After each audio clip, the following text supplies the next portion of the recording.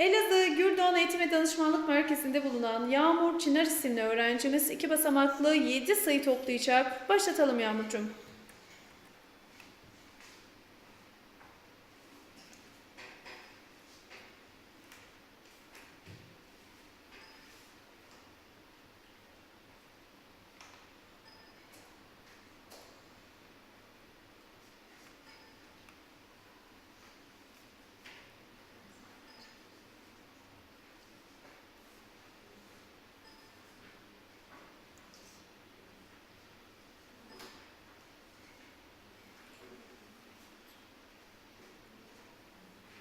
...299.